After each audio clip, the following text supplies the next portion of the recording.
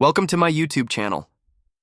If you're new here, don't forget to subscribe and turn on the notification bell so you never miss an upload. Today I have a truly inspiring story to share with you. So, grab a snack, get comfortable, and let's dive right in. Growing up in the small, picturesque town of Savannah, Georgia, I was always told that success meant getting your hands dirty and working under the blazing sun. My name is Alexander Alex Hartley, and I'm 24 years old. I built a revolutionary agri-tech startup from scratch, right here in the heart of the South. My father, Samuel Hartley, was a man of the land. He ran a successful farming business, Hartley Farms, for over 3 decades. To him, a man's worth was measured by the calluses on his hands and the sweat on his brow. When I chose to pursue a degree in agricultural science, instead of taking over the family business, the disappointment in his eyes was palpable. For 3 long years, I worked tirelessly on developing a sustainable farming technology that could change the way we grow food. While my friends were out enjoying their youth, I was holed up in my dorm room, surrounded by textbooks and lab reports. My father would often shake his head and mutter, "That boy's always got his head in the clouds." Last summer, I overheard him talking to my uncle at our annual family reunion. "Alex will be back on the farm by next harvest," he said, laughing. "That boy couldn't grow a weed, let alone a crop." I didn't say anything, just helped my mother clean up and drove back to my apartment, more determined than ever to prove him wrong. You see, I grew up watching my father build Hartley Farms from a single plot of land to a sprawling operation that fed half the county. Every summer, I'd work alongside him, learning the value of hard work. But somewhere along the way, I realized that hard work didn't have to mean backbreaking labor. There had to be a better way, a smarter way. When I got accepted into the University of Georgia's agricultural science program, my father barely acknowledged it. "College kids think they know everything until they meet the real world," he said, handing me a worn-out $20 bill. My mother, on the other hand, slipped me $500 she'd saved from her part-time job at the local library. "Go make something of yourself, Alex," she whispered, her eyes filled with hope. During my junior year, I developed a vertical farming system that caught the attention of one of my professors. "This could revolutionize the way we grow food," he told me, his eyes wide with excitement. I knew then that I was onto something big. I dropped out the next semester to focus on turning my idea into a reality. When I called home to explain my decision, my mother cried. My father, however, was less than supportive. "You're throwing your life away, Alex," he said before hanging up the phone. For the next 2 years, I lived off instant noodles and worked out of a cramped apartment, fueled by nothing but passion and determination. One venture capitalist after another turned me down. "Too young," they said. "Not enough experience." Each rejection email I'd print out and tape to my wall, not as motivation, but as a reminder of who didn't believe in me. My roommate Jamie stuck by me through it all. She'd bring me food when I forgot to eat, proofread my pitches, and never once questioned whether I'd make it. "You're the most determined person I know, Alex," she'd say. "Just don't forget us, little people, when you're famous." Meanwhile, my father's comments grew sharper. At Thanksgiving, he introduced me to his friends as my son, the college dropout. At Christmas, he suggested I apply for a manager position at the local feed store since that farming thing isn't working out. I noticed how he'd suddenly change. The subject whenever I tried to explain my work, how he'd interrupt me mid-sentence to point out a neighbor's well-tended garden. On my 24th birthday, I received an email from Green Thumb Technologies, one of the largest agri-tech companies in the country. They wanted to acquire my technology for $12 million. I read the email over and over, standing in my kitchen, coffee growing cold in my hand. I called Jamie first. She screamed so loud I had to hold the phone away from my ear. Then I called my mother. She cried, but this time they were tears of joy. I didn't call my father. Instead, I signed the contracts in Atlanta and drove straight to Savannah. I knew my father's annual harvest festival would be happening, the one where he invited all his clients, employees, and extended family to show off his success. I timed my arrival for exactly 2 p.m., when everyone would be gathered in the main barn. As I pulled into the driveway, the rumble of my engine drew eyes before the car was even visible. I parked next to my father's old pickup truck and took a deep breath. This wasn't about revenge. This was about finally being seen. I stepped into the barn carrying nothing but my car keys. The conversation stopped like someone had hit a pause button. My mother's hand flew to her mouth. My father stood at the front, microphone in hand, mid-speech. "Sorry I'm late," I said, walking toward him. Traffic from Atlanta was terrible. He recovered quickly, putting on the smile he used for clients. "Well, look who decided to grace us with his presence," he said, clapping me on the shoulder too hard. "Whose car did you borrow to make that entrance, son?" The guest laughed. "I didn't," I said quietly. "It's mine. Bought it yesterday." He nodded, winking at Uncle Robert. "Must be nice to have rich friends who trust you with their toys." More laughter. Pulled the title from my back pocket and handed it to him. His face changed as he read it. He folded it carefully and handed it back. "Must be nice," he said, turning back to the crowd. "Grab a plate. Your mother made her famous peach cobbler."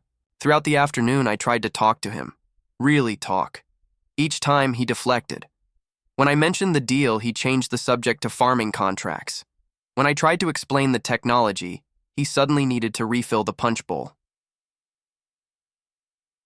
By evening, most guests had left. I found my father in his office, doing paperwork like he always did after hosting. "Dad, we need to talk about what's happening with my company," I said, standing in the doorway. He didn't look up. "There's nothing to talk about. You got lucky with some farming thing. Don't think this makes you special." $12 million isn't luck, Dad," I said, my voice steady. He finally looked at me, eyes narrow. "You know what built this family? 40 years. Of breaking my back, not sitting in a room pressing buttons, not making up numbers on a screen." He pointed to a photo on his wall, him at 20, standing next to his first tractor. "That's real work. That's real success. What I built is real, too," I said, meeting his gaze. He leaned forward. "Let me tell you something, Alex. I've seen your type before. Flash-in-the-pan success. You'll blow through that money in a year, and those tech sharks will spit you out when they're done with you. And then where will you be?" I didn't answer. "You'll be right back here," he continued, "begging for a job, and I'll have to explain to everyone why my son couldn't hack it in the real world." I left his office without another word. In the kitchen, my mother was washing dishes. She turned, drying her hands. "He's proud of you," she said softly. "He just doesn't know how to show it." I shook my head. "No, Mom, he's not proud. He's threatened." The next morning, I got a call from my cousin Lily. "Uncle Samuel's telling everyone your deal fell through and you lied about everything. He said you rented that car to show off." Something cold settled in my chest. Not anger, just certainty. I spent the next week in Savannah, staying at a hotel downtown rather than at my parents' house. I met with lawyers, financial advisors, and the team I was building. But in the background, I was hearing things about my father, about me, about my company. Jamie texted me, "Your dad came by the apartment looking for you. Asked a bunch of questions about where the money's going." My aunt called, "Samuel told everyone at church that you're in some kind of legal trouble with those Atlanta people. Is everything okay?" Even the CEO of Green Thumb reached out. "Just checking in. Someone claiming to be your father called our office asking for details about our agreement. Obviously, we didn't provide any. I drove to my parents' house on a Tuesday afternoon when I knew my father would be working. My mother let me in, nervous energy in her movements as she made coffee. "Mom, what's going on with Dad?" I asked, sitting down at the kitchen table. She sat down, hands wrapped around her mug. "He's worried about you, that's all." "Worried enough to tell people I'm a liar? Worried enough to call my business partners?" She looked down. "You have to understand, Alex. Your success. It challenges everything he's built his identity around." "That's not my problem," I said, my voice firm. "No," she agreed quietly. "But he's making it your problem." She hesitated. "There's something else. The business is struggling, has been for years. The new farming corporations are undercutting his prices. He can't compete. The revelation hit me harder than I expected. Why didn't he tell me? Pride, she said simply. The same reason he can't celebrate your success. In his mind, if he admits your way worked, it means his way failed. I left my mother with a promise to fix things. But as I drove away, I realized the problem went deeper than I thought. This wasn't just about my father's pride. It was about his fear. Fear that I represented a future that had no place for men like him. That evening, I called Uncle Robert, my father's younger brother and business partner. We met at a diner downtown. He remortgaged the farm, Robert told me, staring into his coffee. 3 years ago, put everything into the business, new equipment, new irrigation systems, trying to keep up with the big companies. It's not working. Why are you telling me this? I asked, leaning back in the booth. Because yesterday he asked me if I thought you'd be willing to invest your computer money in the farming business. He's planning to approach you about it. I sat back, shocked. He doesn't believe my success is real, but he wants my money? Robert sighed. Look, Alex, your father is a proud man. He built something from nothing, but the world changed and he didn't. On my way home, I drove past Hartley Farms. The lights were still on. I parked across the street and watched my father through the window, hunched over paperwork. For a moment, I saw him clearly, not as my father, but as a man running out of options, clinging to a past that was disappearing. I realized then that his attacks on me weren't just about resenting my success. They were about using me to explain his failure. If my way was wrong, then his way wasn't failing. It was just underappreciated in a world that no longer valued real work. The next morning, I received a text from him. Need to discuss business. Opportunity. Dinner tomorrow, 7 p.m. I texted back one word. Yes, I didn't go to dinner. Instead, I spent the day setting things in motion. First, I called the CEO of Green Thumb. I need information on farming companies in the Savannah area, specifically which ones are acquisition targets and which are expanding. By noon, I had a list of the 3 biggest players in the region. By 3 p.m., I had meetings scheduled with 2 of them. Next, I called a commercial real estate agent. I'm looking for properties suitable for a tech incubator, preferably in Savannah's historic C district. The following morning, I met with Southern Harvest, the largest farming company in the state. The owner, Martha Johnson, was expanding aggressively. We've had our eye on Hartley Farms for a while, she admitted after I explained my interest. Prime service area, loyal customer base, but Samuel won't even take my calls. What if I could change that? I asked. By evening, I had an offer in writing. Southern Harvest would buy my father's company for $1.5 million, twice what it was currently. Worth on paper, with a 5-year employment contract for my father as a regional manager. His employees would all keep their jobs with improved benefits. I also had a lease signed on a 20,000 F-tier warehouse space that I was converting into the headquarters for my new company. I was bringing my operation back to Savannah. The final piece came together when I hired Lily, who had just graduated with a business degree, as my chief operating officer. Are you serious? She asked when I made the offer. I've never run anything. Neither had I told her. But you believe in what we're building. That's what matters. 3 days after missing the dinner with my father, I still hadn't returned his increasingly irritated messages. Instead, I walked into his office unannounced, carrying a folder. He looked up, anger flashing across his face. So you decided to grace me with your presence after standing me up, he said, his voice sharp. I placed the folder on his desk. This is more important than dinner. What is this? Your big investment. In my company? His tone was mocking. No, I said, meeting his gaze. It's an acquisition offer from Southern Harvest. They want to buy Hartley Farms. The color drained from his face. You went behind my back. I went ahead of you, I corrected.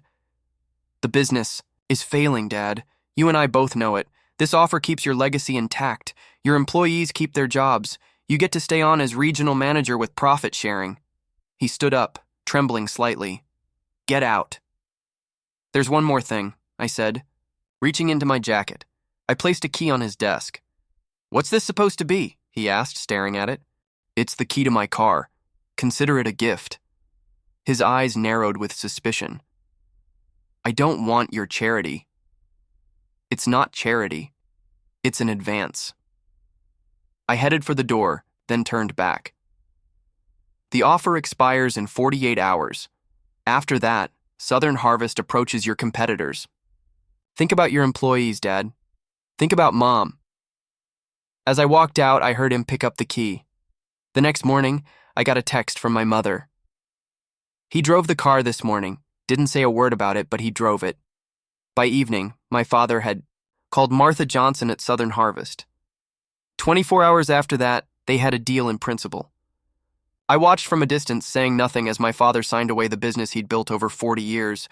He looked smaller somehow, sitting at that conference table, but when he walked out, the keys to my car still in his pocket, his shoulders were straight. 2 months later, I stood on a makeshift stage in my newly renovated headquarters. Around me were 250 people, my employees, local business leaders, journalists, and family members. My father stood in the back, arms crossed, still uncomfortable in spaces like this. Today, we're officially launching Green Sprout Technologies, I announced. Our mission is to make agricultural technology accessible to everyone, not just big corporations, and we're proud to be doing it right here in Savannah. Applause filled the room. I continued. We're also announcing our first local partnership.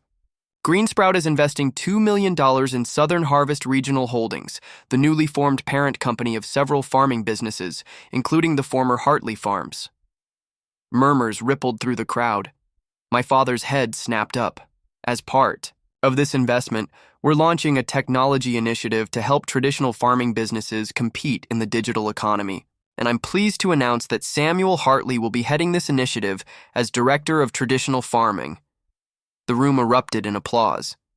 I looked directly at my father for the first time. His face was unreadable. Samuel has built something valuable over 40 years, knowledge that can't be coded into an algorithm, experience that can't be learned in a classroom. By combining his expertise with our technology, we're not replacing the old with the new. We're building something better than either could be alone.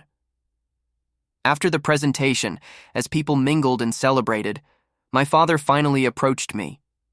You planned this all along, he said. It wasn't a question. I planned to build something that matters, I replied. The rest just fell into place. He looked around at the buzzing activity, the employees hurrying past with purpose, the sign with my company's name on the wall. Your name's not on the building, he observed. Neither was yours, I said. But everyone knew who built it. For the first time since I was a child, I saw something like respect in his eyes. Not approval. We were beyond that now, but recognition. One builder to another.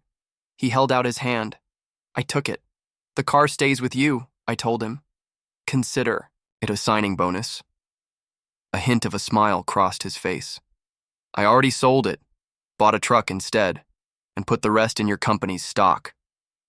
6 months later, I sat in my office overlooking the Savannah River. On my desk was a framed article from the Savannah Morning News.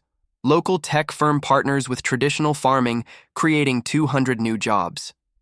My father and I weren't close, probably never would be, but we'd found a different kind of relationship. Once a week, we had lunch to discuss the traditional farming program. He'd started bringing in other business owners, farmers, ranchers, even a few local artisans, men and women, like him who were being left behind by technology. They don't need handouts, he told me during our last meeting.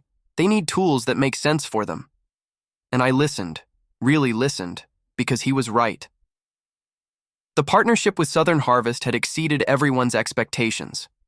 My father's expertise combined with our technology platform had expanded their business across 4 states.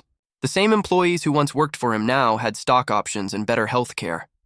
My mother had finally quit her job at the library and was traveling, something she'd always wanted to do but never could afford. Your father actually took a cooking class with me in Italy, she told me, laughing during our weekly call. Can you believe it? Jamie had joined the company as our marketing director. Lily was thriving as COO. We'd hired 35 graduates from local colleges, creating a pipeline of talent that didn't need to leave Savannah for opportunity. As for me, I'd traded proving myself for building something lasting. The $12 million deal that had once seemed like my entire goal was now just the beginning of a much larger story. That evening, as I left the office, I passed the wall where we displayed our company values. At the bottom was a new addition, suggested by my father during one of our meetings. Remember whose shoulders you stand on. I walked out to the parking lot where my basic black sedan was parked next to my father's new truck. No luxury cars needed anymore. We both made our points. Driving home along the river, I thought about success, how I'd once defined it as proving my father wrong, and how I now saw it as something we were building together, each in our own way. I'd gotten my revenge, but not how I'd imagined. Not by humiliating him or taking away what he valued, but by creating a future large enough to include his past. By building something neither of us could have built alone. That felt like winning. Not against him, but for both of us. If you like this story, please help me by sharing the video with your friends. Don't forget to like, comment, and subscribe for more inspiring content. Thank you for watching, and I'll see you in the next one.